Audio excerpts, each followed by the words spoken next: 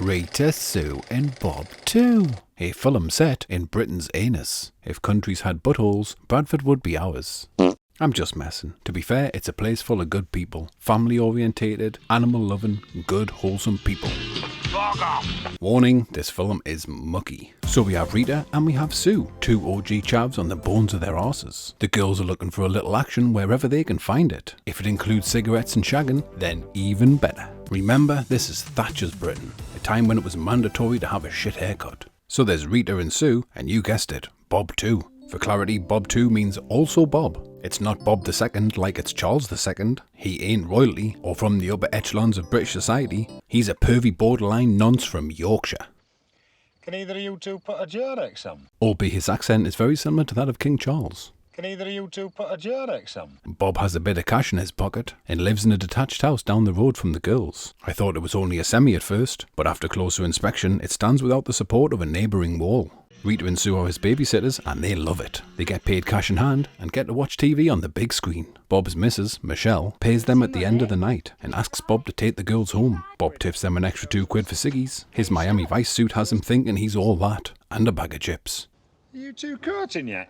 He offers to drive them round for half an hour and the girls are buzzing. The thought of driving round for half an hour in a fancy car has the two of them frothing at the minge. Fuck, it's grim up north. He suggests to drive out to the Moors. The Moors it is. You know, that place where Ian Brady used to take Myra Hindley on date night. Not creepy at all. But to be fair, Bob's pillow talk puts the girls right at ease. Are you both virgins?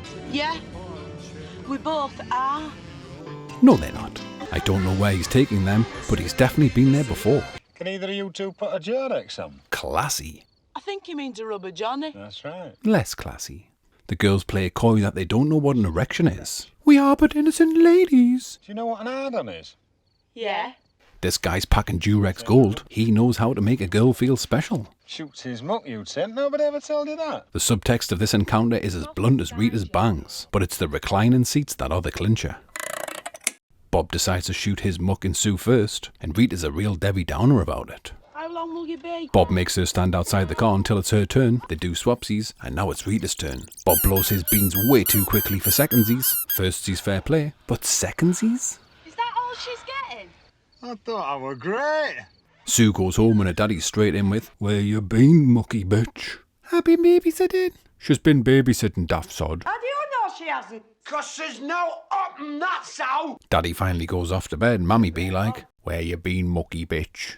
Sue can't find her homework. Homework? Yep, we'll get to that in a minute. And her parents won't give her money for cookery class. What fucking cookery money? No, you can't. Your dad needs that money for booze. Stop him shaking like shitting dog.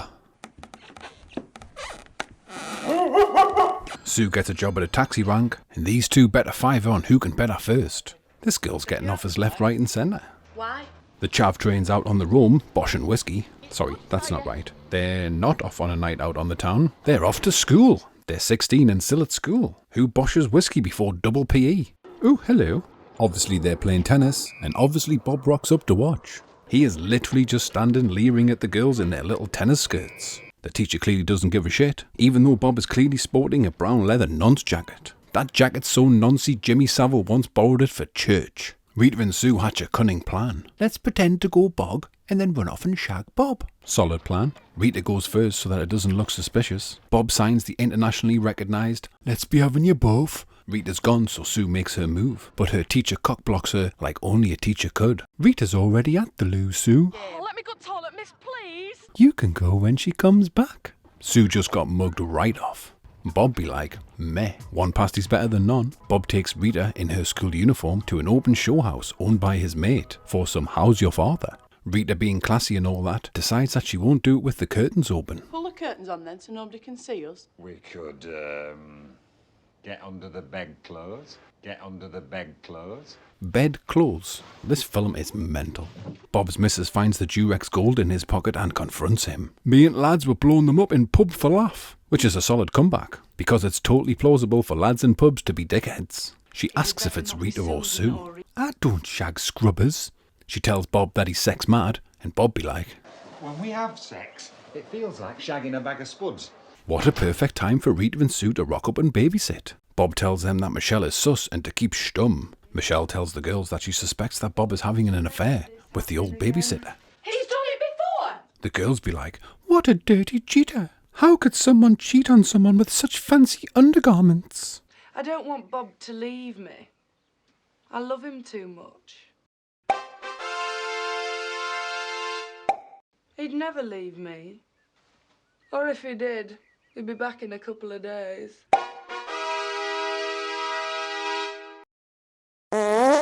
Bob and his missus come back from a night out and the girls are gagging for a jump.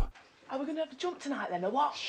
Jump is Yorkshire slang for randy dandy dibbity doo. But there's trouble at mill.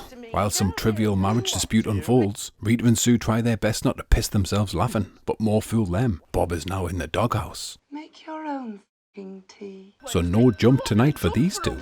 Bob's missus puts her spuds to work to try and win back Bob's affections. The girls go on a shit school trip to some Victorian house to remind them of better times. Can you imagine trying to have a jump with that on? This 16-year-old says that she's a virgin till marriage and calls Sue a slag for going with an older man. 5 minutes later, she calls her a slag again. So 16-year-old Sue gives her a slap. How'd you like that then? The girls haven't had a jump for a week, so skip school for a frolic in the moors in a session Bob's car. At this point, the Rover SD1 is selling itself. The Rover SD1, now only $8,000. It includes reclining seats for shagging and a biscuit tin to keep your condoms in. Disclaimer, this car has AIDS. I'm going first. The girls argue about who's going first. And I always have to go second. Rita wins the toy toss and whips her knickers off. But unfortunately, the lack of erection is a rejection for affection. He can't get an hard on. Also, Rita gets shit on her shoe. Making up for the lack of boners, Bob takes the girls for a night on the town. He keeps it inconspicuous as possible.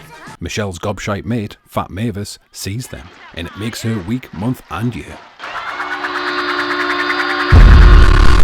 Obviously, Fat Mavis goes straight to Michelle, and Michelle goes apeshit. She kidnaps Rita and drives to Sue's. Bob tries to intercept, but a royal rumble of dirty bastards pursues. I told you, you dirty little bastard. What about your dirty bastard of a husband? Well, My husband is not a dirty bastard. Is that what you've been saying, you dirty bastard? The two blokes stand off like it's a 60s western, and the Bradford Bikers Association has to come and defuse the situation. The dirty bastards. Bob's missus trashes the house, ruins Bob's Miami Vice suit, and fucks off in a taxi with the kids. Rita tells Sue that she's moving in with Bob because she's up the duff. Sue ain't happy. And Bob be like, well, you can still see her. And me. "Take a day off, Bob." Sue rebounds with taxi driver Aslam, and he uses his £5 winnings to take her to the cinema. She then takes him home to meet her parents, and they are overcome with adulation that she's met a lovely Pakistani boy. It's the 80s. They tell him that he smells a curry in a hurry, and Sue moves out to live with him and his sister. Rita has a miscarriage and Sue goes to visit her in the hospital. Bob has his priorities in order. Yeah, think of what family allowance we get. Bob tries to take Sue up the moors, while Rita's lying in a hospital bed, but she's having none of it. You are not. Or maybe she is. She probably is. Who are we kidding? She definitely is. Either way, when he drops her off at home, Aslam sees it, and he threatens her not to be seen with any other fellas. Bob and Rita are getting down to it when he only goes and calls her Sue. Which, given everything that's happened so far, I feel like she should be able to let that slide. But no. She gives him a quick jab to the plums and goes hunting for that slag Sue. Aslam needs little encouragement to get violent. The girls ain't having any of it, and Aslam gets a sweet kick to the plums. Aslam rocks up to Bob's detached house on his middle-class estate. A nosy neighbour sees a brown-skinned fella and calls the police. And the police response time is very impressive. Rita tells Bob that Sue is now living with them and that they're going to be sleeping together alone. Where are you going to sleep? In bed with Rita. Where else? Bob is not a happy bunny. All his shitty karma has come home at once. No wife, no kids, and two crazy bitches living in his house taking him for everything he has. Plus there's no tea on the table after a hard day's graft. Bob slumbers his way upstairs, runs himself a bath, and contemplates his life. You took your fucking time, didn't you? I rate this film Union Jack bedclothes.